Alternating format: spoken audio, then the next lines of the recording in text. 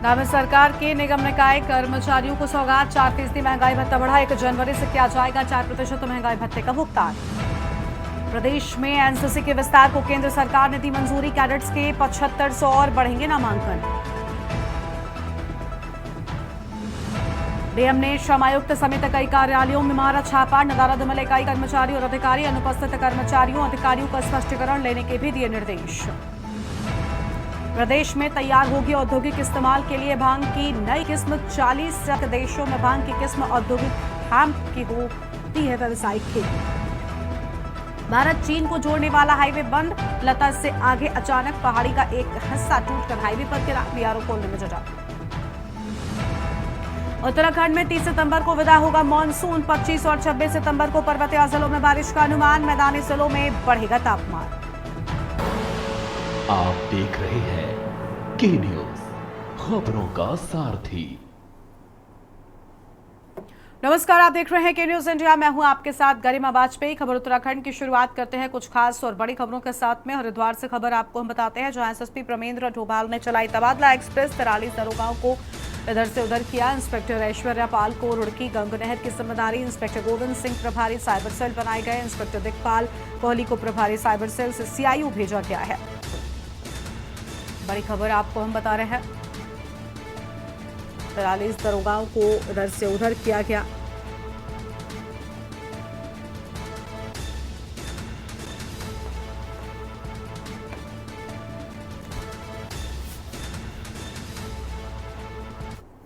और आपको दिल्ली लेकर चलते हैं, जहां पर आम आदमी पार्टी के नेता संजय सिंह क्या कुछ कह रहे हैं, सुनते हैं। जानकारी ले लीजिएगा, जहां पर मिक्स टेंडर निकाला गया,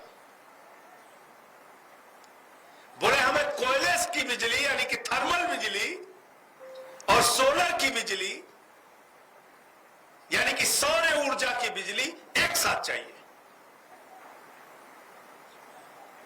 आमतौर पे क्या निकलता है, सोलर बिजली के लिए ठेका अलग निकलता है, थर्मल की बिजली के लिए ठेका अलग निकलता है। ये क्या कह रहे हैं, सोलर और थर्मल एक साथ चाहिए। कितना चाहिए, 6600 मेगावाट।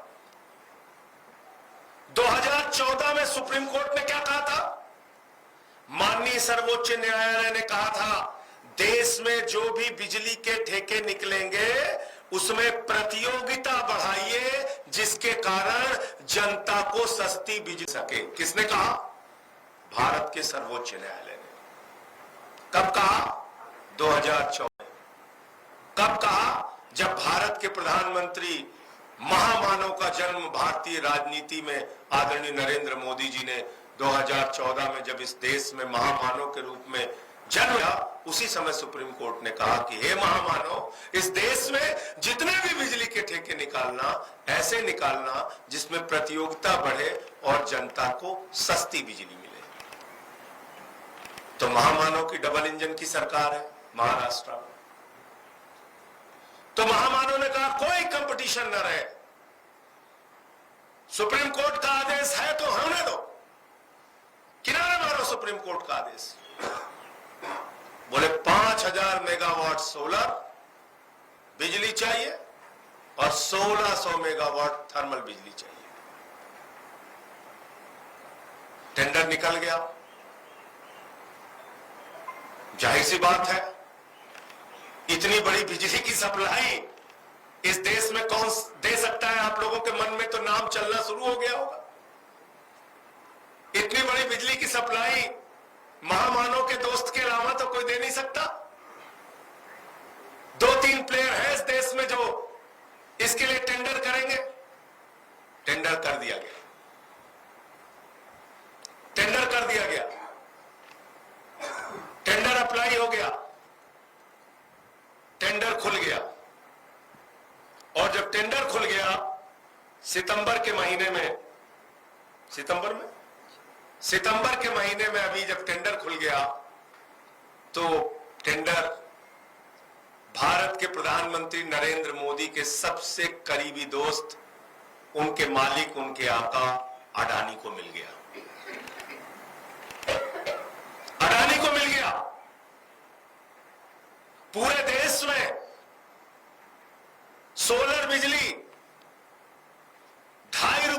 सरकारों को मिल रही है। कोयले की बिजली 2 रुपए, 2.5 रुपए, 3 रुपए यूनिट सरकारों को मिल रही है,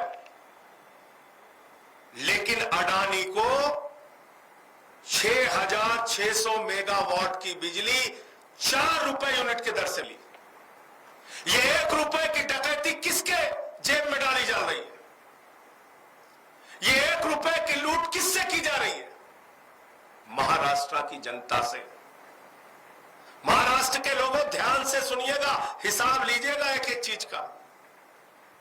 ये 1 रुपए प्रति यूनिट की लूट आपकी जेब से की जा रही है। अडानी अपने पास से नहीं दे रहा है, मोदी जी अपने पास से नहीं दे रहे, अब आपसे लूटी जाएगी ये जो 1 रुपए यूनिट, 1.5 रुपए यूनिट महंगी बिजली दी गई।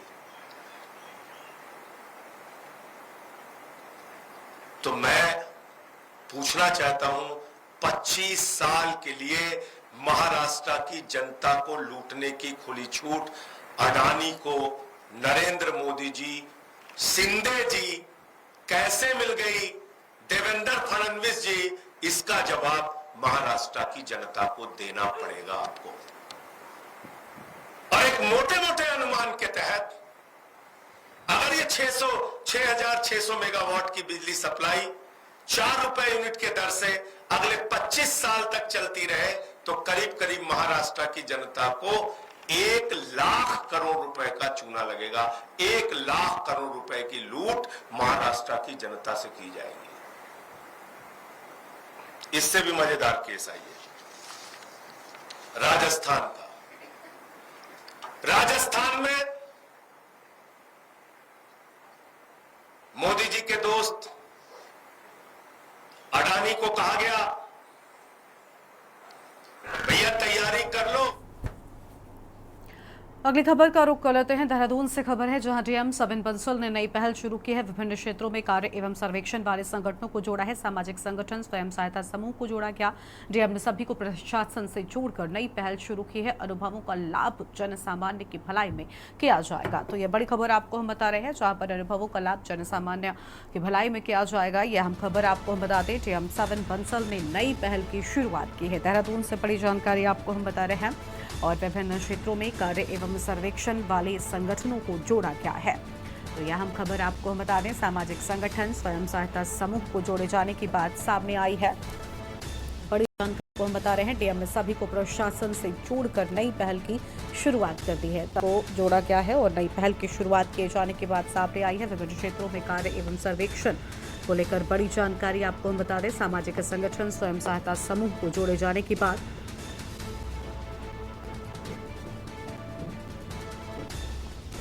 डीएम ने सभी को जोड़ा, अनुभवों का लाभ जन सामान्य की भलाई में किया जाएगा। देहरादून से खबर, डीएम सविन बंसल ने नई पहल की शुरुआत कर दी है।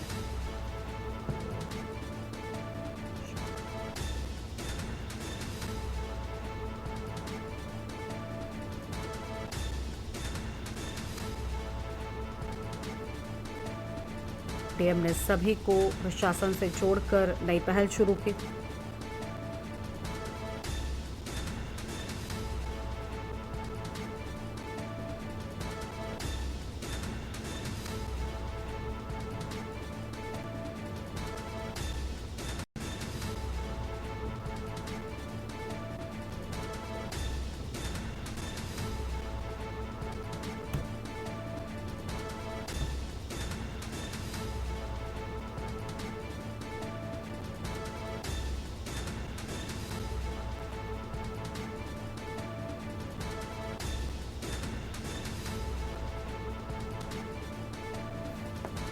सामाजिक संगठन, स्वयं सहायता समूह को जोड़े जाने के बाद बड़ी खबर आपको हम बता रहे हैं।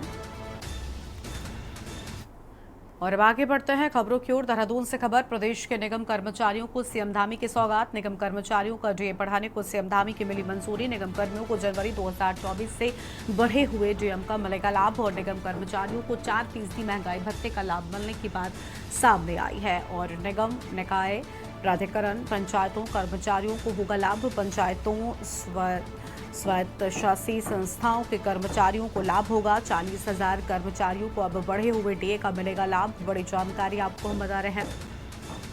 तो यह अहम खबर आपको हम बता दें, निगम, निकाय, प्राधिकरण, पंचायतों और कर्मचारियों को लाभ होगा।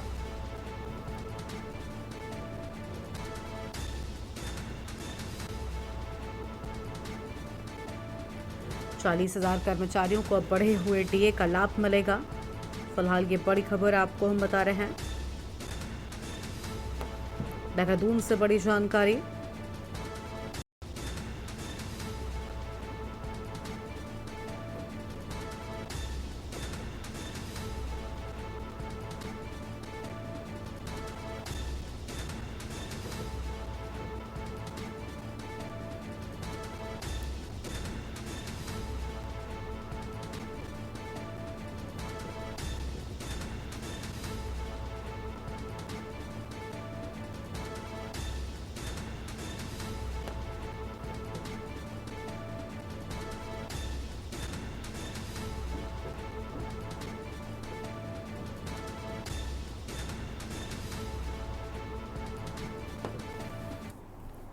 आगे बढ़ते हैं खबरों की ओर। चमोली से बड़ी खबर आपको बताते हैं।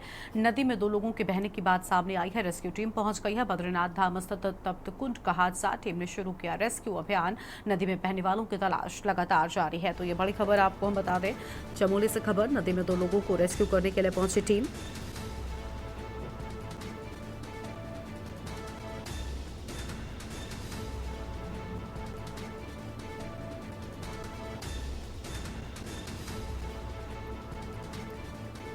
अहम जानकारी आपको हम बता रहे हैं।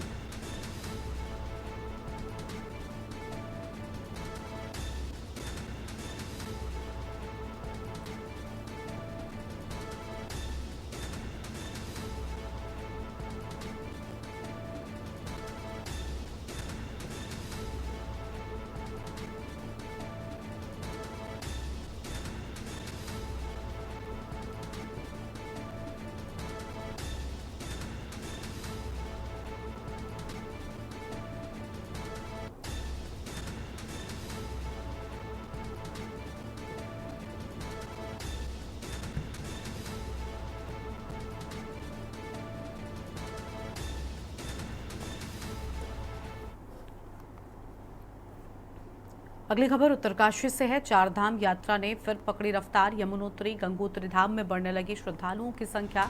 बटकोट के सरोखेत से 2 बाटा तक लगा रहता है जाम। सड़क चौड़ीकरण न होना जाम का मुख्य कारण। बड़ी जानकारी आपको हम बता रहे हैं।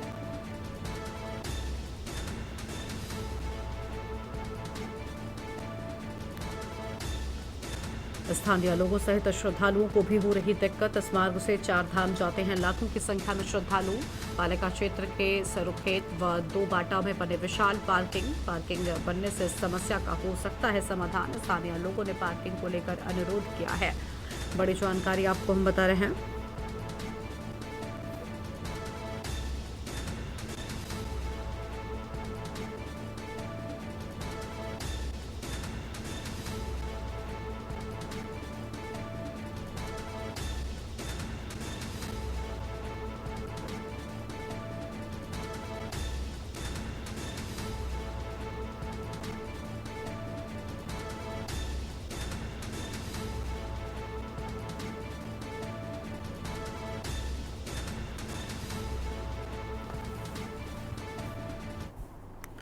खटीमा तहसील क्षेत्र के ग्राम सोनपहर मेहरबान नगर के ग्रामीणों ने तहसीलदार हिमांशु जोशी के माध्यम से प्रधानमंत्री को एक ज्ञापन प्रेषित किया है और देवहा नदी की तबाही से बचाने की मांग की है। ज्ञापन के अनुसार नानक सागर से निकली देवहा नदी द्वारा ग्राम सोनपहर मेहरबान नगर की लगभग 85% कृषि योग्य भूमि क्षतिग्रस्त होकर नाकाबिले कष्ट हो गई है तथा वर्तमान समय में देवहा नदी से सोनपहर मेहरबान नगर को जबरदस्त खतरा बना हुआ है। एकदम क्या है जो सोल्यूशन हो जाएगा मामले का कैसे हो गया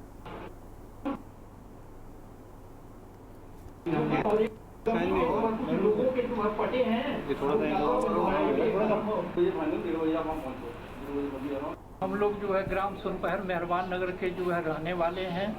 ये हमारी वहाँ पे चौथी पीढ़ी है। यहाँ तक कि मेरा जो है खुद वहाँ का जन्म है और जब से मैंने होश संभाला तब से देवा नदी की जो है त्रासदी उस गांव पे जो है इतनी जो है चलती रही कि आज तक भी जो है वो एकदम बरकरार है। हम लोगों को जो है एकदम तबाह करके रख दिया है। काश्तकारी जमीन, वहाँ जो भूमिधरी जमीनें हैं 85% जो है जमीन एकदम नाकाबिले काश्त कर दिया है। अब वो नदी जो है बड़ी मुश्किल से हमारी चौथी पीढ़ी ने जो है मेहनत मजदूरी करके 2 ईंटें खड़ा करके घर तैयार किया है और नदी का रुख एकदम हम लोगों की तरफ है। आज नहीं तो कल जो है वो हम लोगों को जो सारे जो है परिवार समेत जो है वो खत्म होने का जो है खतरा एकदम साफ दिखाई दे रहा है। प्रतिनिधिमंडल आए हुए हैं जो मेहरबान नगर से संबंधित हैं। उनका कहना देवहा नदी से इनको कुछ कटान हो रहा है कृषि योग्य भूमि में, तो उस संबंध में भी इनसे वार्ता हुई है। ये मामला पहली बार संज्ञान में आया है, तो इसमें संबंधित विभाग, सिंचाई विभाग इसमें कार्य कर सकता है संभावित, तो उनको हमने बुलाया हुआ है। तो हम 1-1.5 घंटे में वो मौके पर जाएंगे और जो भी समाधान होगा तत्काल इस पर कार्रवाई प्रारंभ करेंगे। खबर है देहरादून से, जहां खाद्य मंत्री रेखा आर्य ने विधानसभा देहरादून स्थित सभागार कक्ष में विभागीय अधिकारियों की बैठक ली है और इस दौरान उन्होंने अधिकारियों को जरूरी दिशा निर्देश भी दिए हैं। तो वहीं बैठक में प्रदेश में चल रही केंद्र एवं राज्य पोषित योजनाओं एवं अन्य गतिमान विभागीय योजनाओं व कार्यक्रमों के संबंध में चर्चा की गई। इस दौरान मंत्री रेखा आर्य ने मुफ्त गैस रिफिलिंग के लिए विभाग के द्वारा अभी तक बजट जारी नहीं किए जाने पर सख्त नाराजगी भी जताई है।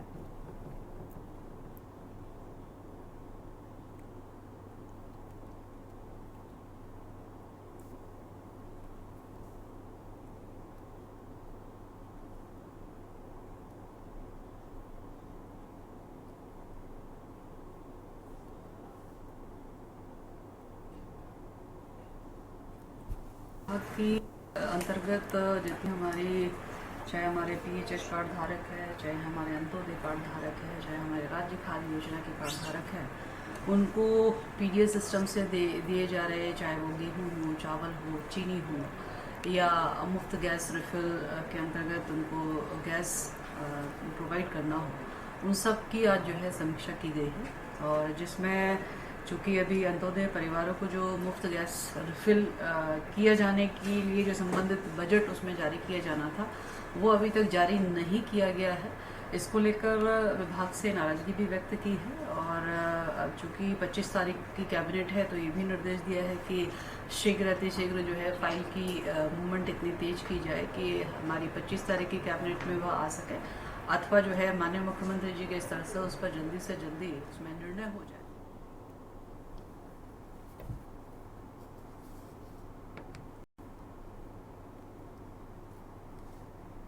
और यहाँ पर रुकते हैं एक छोटे से ब्रेक के लिए, जो लौटेंगे। आप देख रहे हैं के न्यूज, खबरों का। ब्रेक के बाद आप सभी का स्वागत है। खबर है कोटद्वार से, जहां पर विधानसभा अध्यक्ष ऋतु खंडूरी भूषण का कहना है कि उन्होंने अपनी विधानसभा कोटद्वार में विकास की नई इमारत खड़ी की है और पेयजल और सिंचाई के क्षेत्र में अपने कामों को गिनाते हुए विधानसभा अध्यक्ष ने कहा कि नदियों के किनारे सुरक्षा दीवार भी उनके कार्यकाल के दौरान बनी रही है, जिससे कृषि भूमि का कटाव कम हुआ है।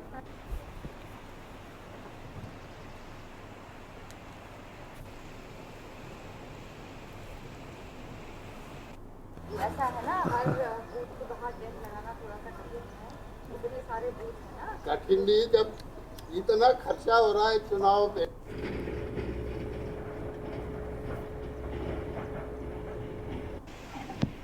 देखिए ऐसा है, योजना चाहे छोटी हो बड़ी हो, प्रयास मेरा जारी है। 423 करोड़ से ऊपर का पानी की योजना कोटद्वार के नगरपालिका क्षेत्र के लिए आई है। 123 करोड़ का STP बहुत जल्दी आप लोगों को देखेगा, उसमें भी काम होगा।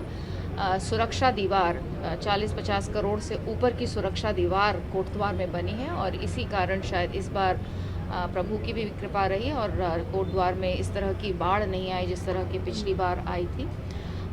गूलों में और नहरों में, खासकर नहरों की बात करना चाहूँगी, चाहे वो सिगड्डी का क्षेत्र हो, सने का क्षेत्र हो, राष्ट्रगंज हो, चारों तरफ जितनी भी नहरें थी, शायद बहुत सालों के बाद पहली बार हम लोगों ने उनका मरम्मत कराया, उनको ठीक ठाक कर। उत्तराखंड में आने वाले समय में बाहरी राज्यों से इलेक्ट्रॉनिक वाहनों को आवागमन देखने को मिल सकता है, जिसको लेकर परिवहन विभाग कुमाऊं क्षेत्र में चार्जिंग स्टेशन लगाने की तैयारी कर रहा है। इस बात को लेकर उत्तराखंड के संयुक्त परिवहन आयुक्त शरद कुमार संघ ने कहा, पहले फेज में हमने चारधाम यात्रा के मार्गों पर चार्जिंग स्टेशन लगाने की कार्रवाई की थी, जिससे गंगोत्री धाम की तरफ केंद्र सरकार द्वारा चार्जिंग स्टेशन स्थापित किया जा रहा है। और साथ ही उन्होंने कहा कि कुमाऊं क्षेत्र के मुख्य पर्यटक स्थलों में हर 35 किलोमीटर के दायरे में कुल 41 चार्जिंग स्टेशन लगाने की तैयारी की जा रही है, ताकि कोई भी ई वाहन चालक जरूरत पड़ने पर बिना किसी परेशानी के अपना वाहन चार्ज कर सके।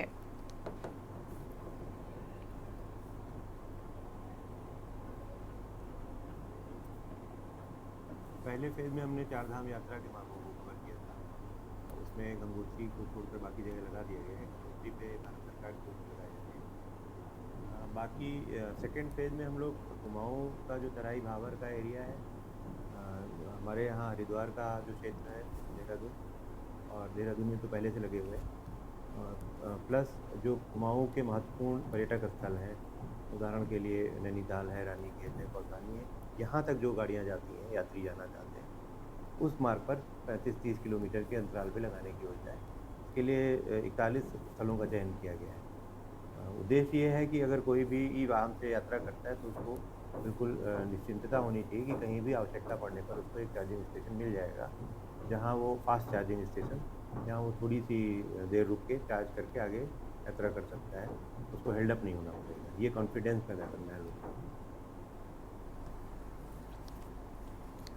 खबर है देहरादून से, जहां पद संभालने के बाद से ही जिलाधिकारी काफी एक्टिव मोड में दिखाई दे रहे हैं, जिसके बाद अब स्कूलों की स्थिति सुधरने की जिम्मेदारी खुद डीएम सविन बंसल ने उठाई है। देखिए, अल्मोड़ा नैनीताल जिले में डीएम रहते सविन बंसल ने स्कूलों का रूपांतरण करने के लिए कई महत्वपूर्ण कदम उठाए थे। ऐसे में अब देहरादून में भी शिक्षा में सुधार के लिए विभिन्न तरह की पहल शुरू कर दी गई है, जिसके चलते बच्चे स्कूलों में जमीन में बैठे न दिखाई दें, स्कूलों में चौक वाला ब्लैक बोर्ड न दिखे, प्रत्येक स्कूल में डिजिटल स्क्रीन अनिवार्य हो, साथ ही प्रत्येक कक्षा में कम से कम 2 LED बल्ब होने चाहिए।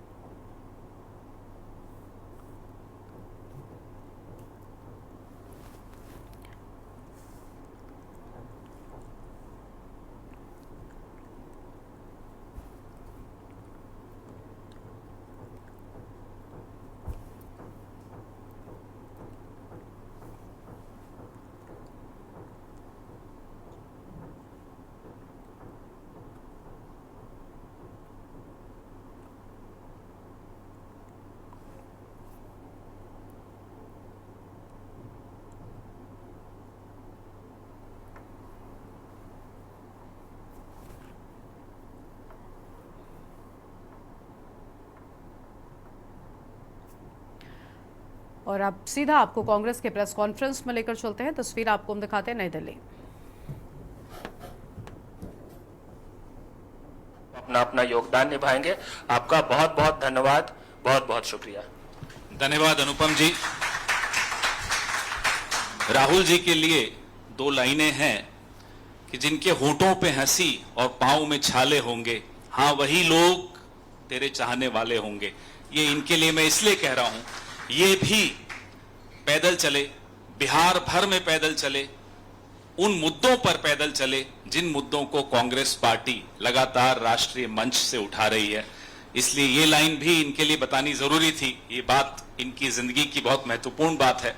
इस तरह पैदल चलना, हम सब जो राहुल जी के साथ संघर्ष करते हुए थोड़ा चले और फिर रुक गए, हमें मालूम है वो कितना बड़ा संघर्ष किया। तो आपका फिर से स्वागत है अनुपम जी। अब आपके 5 और इस बुलेटिन में इतना ही। तमाम खबरों के लिए आप देखते रहिए न्यूज़ इंडिया। नमस्कार। आप देख रहे हैं के न्यूज़, खबरों का सारथी।